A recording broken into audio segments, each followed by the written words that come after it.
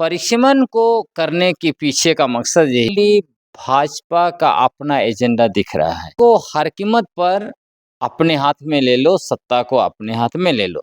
वक्त 150 साल से रहते हैं, वो लोग कोई भी सीट नहीं जीत सकते, इस टाइप का निर्धारण कर। तो झारखंड में भी बीजेपी ऐसा ही परिसीमन कराना चाहती है। पूरी की पूरी आदिवासी राजनीति को, सारे चीज को तहस नहस करने की बीजेपी की ये प्लान है कि रांची से सबसे ज्यादा आदिवासी जो निकलेंगे।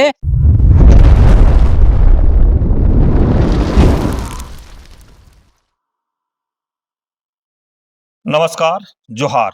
आप देख रहे हैं झारखंड स्वतंत्र खबर। अभी कहें कि झारखंड में परिसीमन होना है। परिसीमन के लेकर के कई लोग अपने अपने तरीके से बात भी रख रहे हैं। तो सबसे पहले बातचीत करने के लिए परिसीमन पर हमारे साथ लेखक गलेक्सन डुंगडुंग है और जानेंगे कि परिसीमन क्या है, उस पर पहले हम बात करेंगे और दादा जानेंगे कि परिसीमन क्या है। दादा जोहार। जोहार।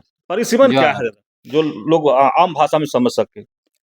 परिसीमन का सीधा अर्थ है लोकसभा और विधानसभा के सीटों का निर्धारण। उसको ऐसे कह सकते हैं कि कौन सा राज्य में कितना विधानसभा सीट होगा और लोकसभा के कितने सीट होंगे। और परिसीमन को करने के पीछे का मकसद यही है कि एक एक वोट का कीमत बराबर हो, हर व्यक्ति के वोट का कीमत बराबर हो।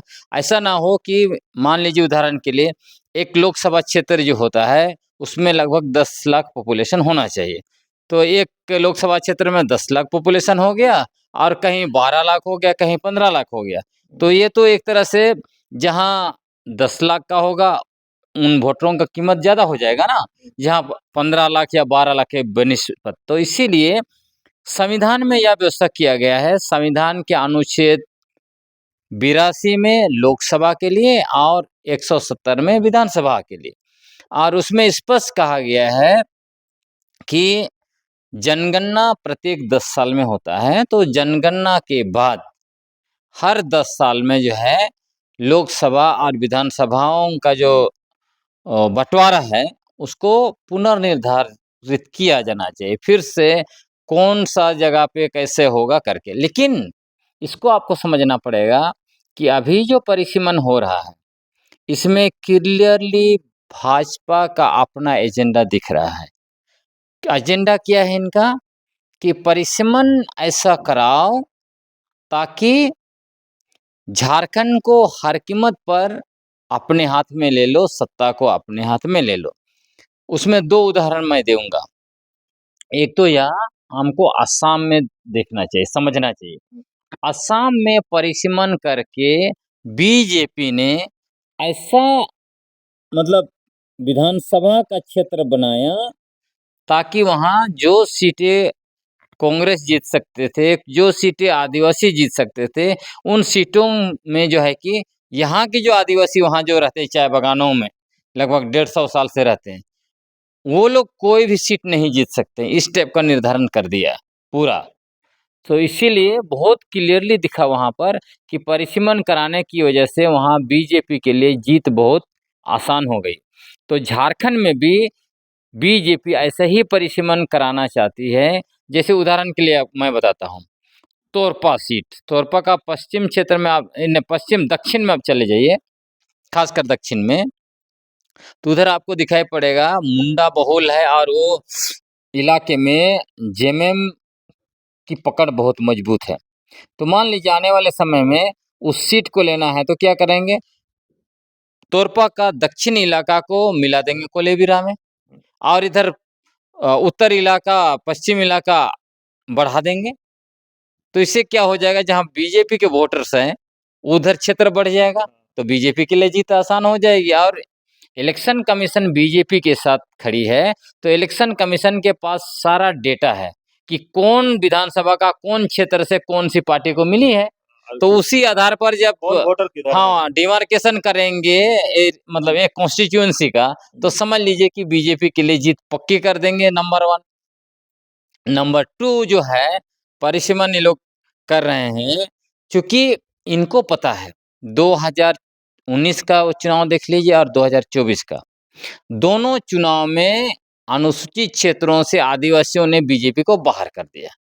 तो अब बीजेपी को लगता है कि आदिवासियों के बलबूते जो है कि सत्ता में आना बहुत मुश्किल है, आदिवासी कभी भी आने नहीं देंगे। तो अब बीजेपी अब झारखंड में गैर आदिवासी पॉलिटिक्स, खासकर कुर्मी महतो पॉलिटिक्स को आगे बढ़ाना चाहती है और इसी के तहत ये लोग क्या करना चाह रहे हैं। आप देखिएगा 2002 में जो प्रस्ताव था झारखंड का, उसी प्रस्ताव को आगे बढ़ाने की कोशिश हो रही है।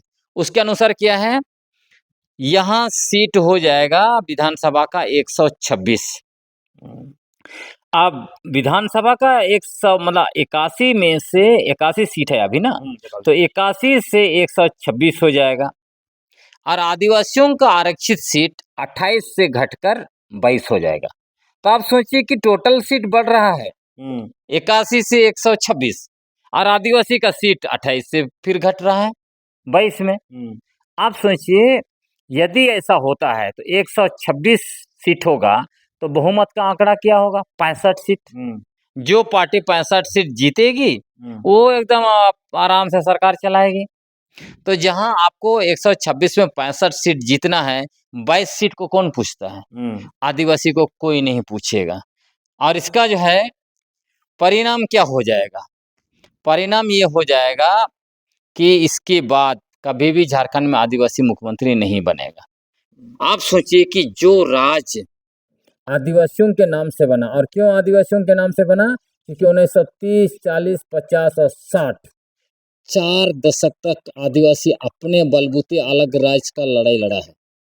1930, 40 और 50 के दशक में मरंगम के जयपाल से मुंडा के नेतृत्व में झारखंड अलग राज्य का लड़ाई आदिवासियों ने लड़ा और ग्रेटर झारखंड का मैप सारा कुछ आदिवासियों ने अपने बनाया, खुद ही मांग किया। और सोचिए कांग्रेस यदि धोखा नहीं दी रहती, जयपाल सिंह मुंडा को उस समय में झारखंड दे दिए रहते तो मामला अलग था, तब तो मूलवासी आते नहीं बीच में। उसके बाद देखिए 60 के दशक में आपका एनी होरो और बागोन सुमराय जैसे लोग नेतृत्व किए।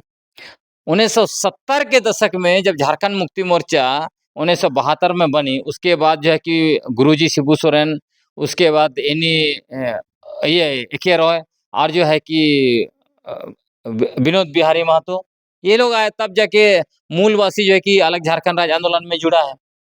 तो ये इतिहास है। तो आप सोचिए कि आदिवासियों का इतना लंबा इतिहास है अलग झारखंड राज्य का। इसके अलावे झारखंड के ही आदिवासी 160 नहीं 180 वर्ष तक अंग्रेजों के खिलाफ संघर्ष किया और बलिदान दिया। अगर आदिवासियों का संघर्ष और बलिदान का टोटल जोड़िएगा ब्रिटिश जमाने से अब तक, तो 250 साल का संघर्ष और बलिदान का इतना लंबा इतिहास है। ये राज्य बना और राज्य बनने के बाद भी देखिए कि इस राज्य में हर समय आदिवासी पॉलिटिक्स ही केंद्र में रहा और झारखंड का राजनीति, आदिवासी राजनीति पूरे देश के आदिवासियों को जो है कि दिशा प्रदान करता है। हेमंत सोरेन जब जेल गए आए और फिर दोबारा जब एक बड़े नेता के रूप में स्थापित हुए तो पूरे देश में लोग उनको एक देश का आदिवासी नेता मानता है।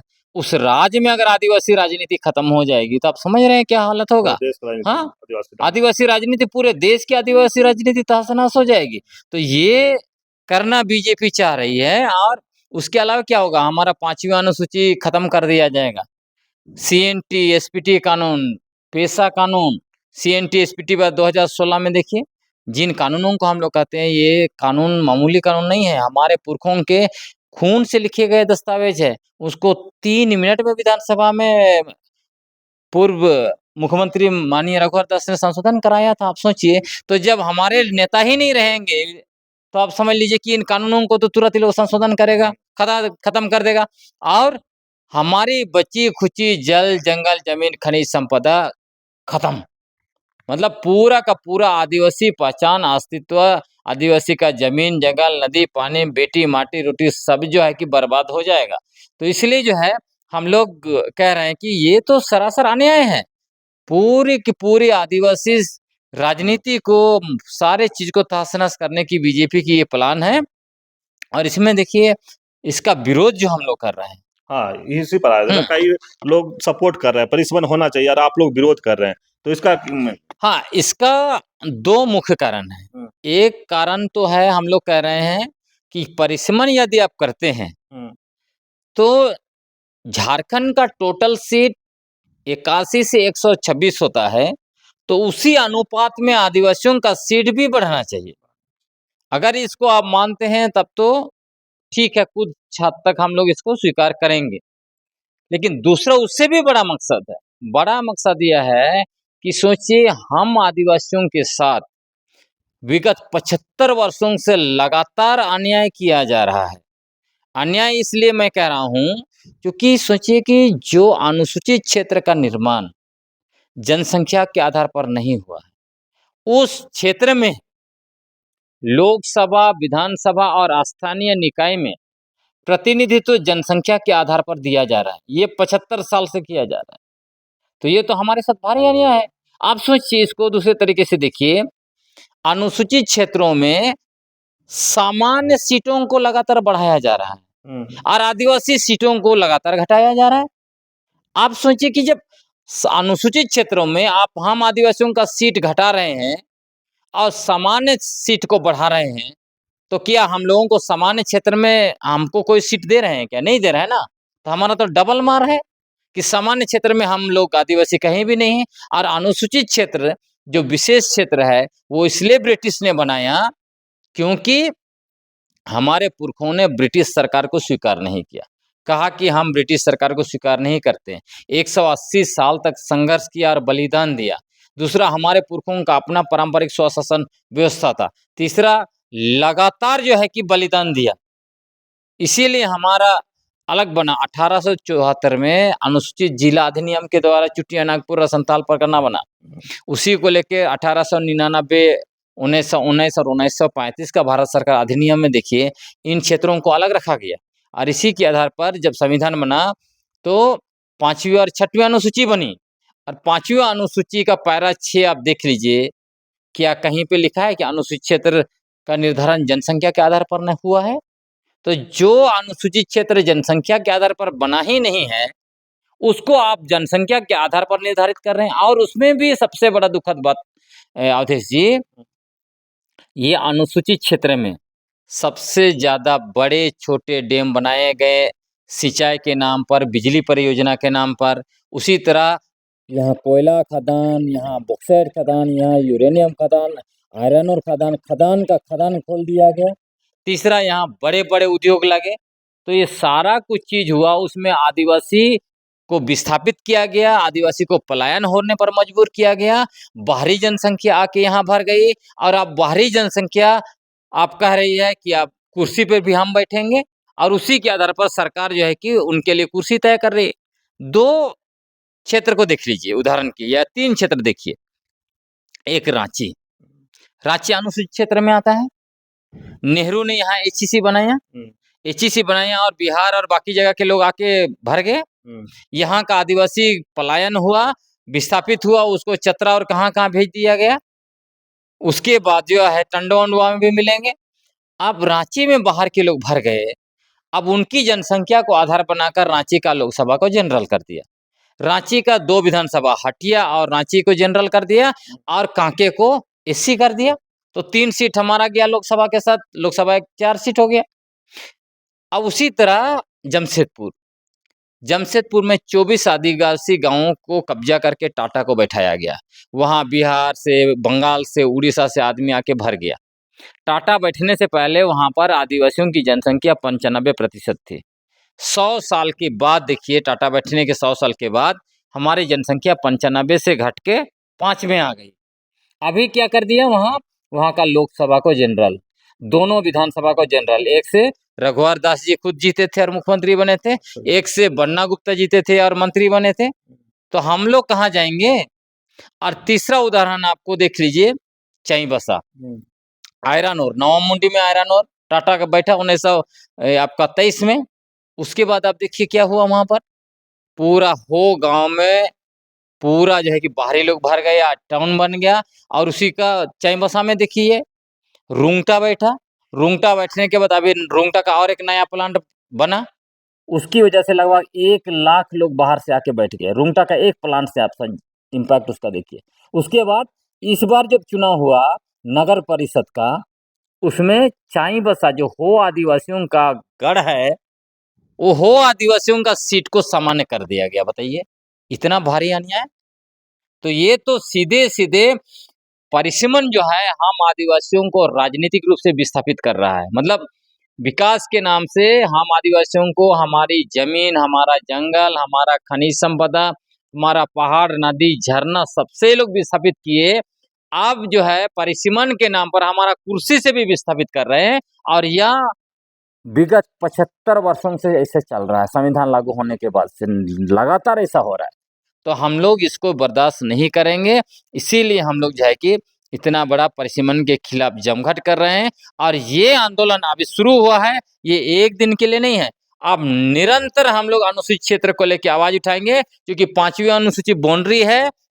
संविधान का अनुच्छेद 19(5) देखिए, बोलता है यदि आदिवासियों पर खतरा मंडरा रहा है तो सरकार रीजनेबल रिस्ट्रिक्शन लगा सकती है कानून बना के। क्यों कानून नहीं बना रहे हैं? राज्यपाल 5वीं अनुसूची का कस्टोडियन है। 5वीं अनुसूची पैरा 5(1) के तहत राज्यपाल जो है कि केंद्र और विधानसभा का कानून को रोक सकती है। 5वीं अनुसूची पैरा 5(2) के तहत रेगुलेशन मतलब कानून खुद वो बना सकते हैं। तो अनुसूचित क्षेत्र को बचाने के लिए, यहाँ के आदिवासियों के संरक्षण के लिए महामहिम राज्यपाल संविधान का अनुच्छेद 19(5) के तहत क्यों नहीं कानून बना रहे हैं? कानून बनाकर वो बाहरी लोगों को यहाँ बसना, नौकरी पेशा और व्यवसाय पर रोक लगा सकते हैं, लेकिन नहीं लगा रहा है। इसलिए आप यहाँ उलगुलन होगा। हम लोग गवर्नर को भी जिम्मेवार बनाएंगे, क्योंकि झारखंड बनने के बाद 25 साल से हम लोग देख रहे हैं राज्यपाल अनुसूचित क्षेत्र को संरक्षण के लिए, यहाँ आदिवासियों की जमीन बचाने के लिए, यहाँ का कल्याण और विकास के लिए, ये सब चीज के लिए कुछ भी नहीं कर रहे हैं। तो हम लोग गवर्नर को भी जिम्मेवार बनाएंगे। और जो आदिवासी विरोधी बीजेपी है, जो बीजेपी जब सत्ता में झारखंड में सबसे पहले आई, पेशा कानून 2001 में लागू कर दिए होते तो अनुसूचित क्षेत्र में इतना बाहरी जनसंख्या नहीं भरती। यहाँ जितना आदिवासी जमीन पर आके बाहर के लोग बैठ के यहाँ का बालू बेचा, यहाँ का खनिज बेचा, यहाँ का टिम्बर बेचा, अनुसूचित क्षेत्र में दारू बेच के पैसा कमाया, सारा खनिज संपदा को बेच रहे हैं, बेटी माटी रोटी हमारा छीन रहा है। तो ये इसका जिम्मेवार बीजेपी है। 13 साल 63 दिन तक शासन किया और बाहरी जनसंख्या को भर दिया, क्योंकि बाहरी जनसंख्या बीजेपी का वोटर है। इसीलिए बीजेपी आदिवासियों के संरक्षण में कुछ नहीं करना चाहती है। लेकिन दादा आप लोग 30 अगस्त को एक रैली कहें या महाजुटान कहें, परिसीमन के जो ये है उसके लेकर कर रहे हैं, कैसा तैयारी है उसके लेकर के? तैयारी बहुत जबरदस्त है। लोगों को हम लोग सच्चाई बता रहे हैं, कैसे भाजपा ने 3 औद्योगिक नीति लेके आए हैं, 2001 में, 2012 में और 2016 में। मतलब हम आदिवासियों को ये लोग वनवासी बनाते हैं, सरना को सनातन में समाहित करते हैं और हमारी जमीन, जंगल, नदी, पानी, खनिज संपदा को बाहरी लोगों को, व्यापारियों को, पूंजीपतियों को सौंपना ही भाजपा का काम है। तो इसी को हम लोग एक्सपोज करना चाहते हैं। और बीजेपी एक बार फिर से गैर आदिवासी पॉलिटिक्स को यहाँ पे बढ़ाना चाहती है, कुर्मी महतो के बल पर जो है कि सत्ता कब्जा करना चाहती है और आदिवासियों का सीट खत्म करते हुए आदिवासी राजनीति को खत्म करना चाहते हैं और आदिवासी को नेस्तनाबूद करना चाहती है बीजेपी। इस सच्चाई को हम लोग गांव-गांव में जाके बता रहे हैं। पूरे झारखंड में तैयारी हो रही है। आप देखिएगा 30 अगस्त को ऐतिहासिक मोरहाबादी मैदान में लाखों की संख्या में लोग जुटेंगे। पूरे रांची में आदिवासियों का जलजला उस दिन दिखाई देगा। उस दिन पूरे जगह पे हम लोग अभी निरंतर पॉकेट मीटिंग कर रहे हैं, जिले में मीटिंग कर रहे हैं, प्रखंड लेवल पर, पंचायत लेवल पर, रांची में पूरा हम लोग जमघट कर रहे हैं। मतलब रांची के पूरे गली मोहल्ला, मतलब इस बार देखिएगा, और समय रांची में हम लोग अक्सर देखते हैं कि बाहर के दूसरे जिले से आदिवासी ज्यादा आते हैं, लेकिन इस बार देखिएगा कि रांची से सबसे ज्यादा आदिवासी जो निकलेंगे। और जिस तरह से बीजेपी हम लोगों को सरना ईसाई के नाम पर आपस में लड़ाना चाहती है, हम लोगों को मुर्गा लड़ाई करा के जो है यहाँ की सत्ता कब्जा करना चाहती है, यहाँ का जल जंगल जमीन खनिज संपदा को छीन के बाहरी लोगों को, पूंजीपतियों को देना चाहती है, इसका जवाब देंगे आदिवासी लोग। और आदिवासी अब समझ गए हैं कि हम लोग एक होंगे तभी जो है कि हम लोग बचेंगे। तो यही आदिवासी एकता महाजुटान रैली जो है वो इसीलिए की जा रही है। और यहाँ पे आप जुटान देखिएगा, हम अभी सारे आदिवासी एक हैं और हम अपनी पहचान, अपना अस्तित्व, अपना जल, जंगल, ज़मीन को बचाने के लिए हर कीमत पर लड़ने के तैयार हैं। यही इस रैली से संदेश दिया जाएगा और केंद्र सरकार को बता दिया जाएगा, यदि आपने जनसंख्या को आधार बनाकर झारखंड में परिसीमन किया है और आपका परिसीमन का मकसद सिर्फ यहाँ का सत्ता को कब्जा करना रहा है, तो आदिवासी लोग बीजेपी को छोड़ेंगे नहीं। अभी आप सुन रहे थे लेखक गलखंडून की बात। हम लोग परिसीमन पर बात कर रहे थे, परिसीमन क्या है, परिसीमन पर इन लोग विरोध क्यों कर रहे हैं, लोग सपोर्ट क्यों कर रहे हैं, तमाम बात की है। लेकिन सबसे बड़ी बात क्या है कि परिसीमन क्या है, उस पर समझाने की कोशिश की कि कई उदाहरण के साथ, कि तोरपा का उदाहरण दिए, रांची का दिए, जमशेदपुर का दिए, किस तरह से लोग जो बीजेपी का वोटर है उसको उस क्षेत्र में लाना चाहते हैं जहाँ से जेएमएम का गढ़ माना जाता है, और वहाँ से जेएमएम का पत्ता साफ करना चाहते हैं और बीजेपी के लोग उन सीट को बढ़ाना चाहते हैं और सत्ता में झारखंड में आना चाहते हैं। लेकिन स्पष्ट कर रहे हैं कि हम लोग जिस तरह से महाजुटान कर रहे हैं 30 अगस्त को, वो दिन बड़ा एक संदेश केंद्र सरकार को भी देंगे। वो दिन आदिवासियों का एक जुटान होगा, उसमें समझाया जाएगा कि परिसीमन जब होगा तो क्या क्या नुकसान होगा, बीजेपी वाले क्या करना चाहते हैं, तमाम बात उस महाजुटान में लोगों को समझाया जाएगा। और गलेक्शन दास साफ-साफ कह रहे हैं कि जिस तरह से सरना ईसाई के लोग लगातार इन लोग बात करके लड़ाना चाहते हैं, इस बार सबसे ज़्यादा जिस तरह से पिछले बार या कई रैलियों में जाके बाहर से लोग ज़्यादा आते थे, इस बार रांची के आदिवासी लोग मोरवादी के मैदान में दिखेंगे ज़्यादा। तो इस बार जो परिसीमन का लड़ाई जो लड़ रहे हैं कि अगर 126 सीट होता है तो उसी अनुपात में आदिवासी सीट भी बढ़ना चाहिए। अगर नहीं बढ़ता है तो कह रहे हैं एक बड़ा आंदोलन होगा, और इसी सब चीज़ को लेकर के मोरवादी मैदान में आदिवासी 30 अगस्त को एकजुट हो रहे हैं। तो इस तरह खबर को देखने के लिए आप झारखंड स्वतंत्र खबर जुड़े रहिए। जोहार, नमस्कार।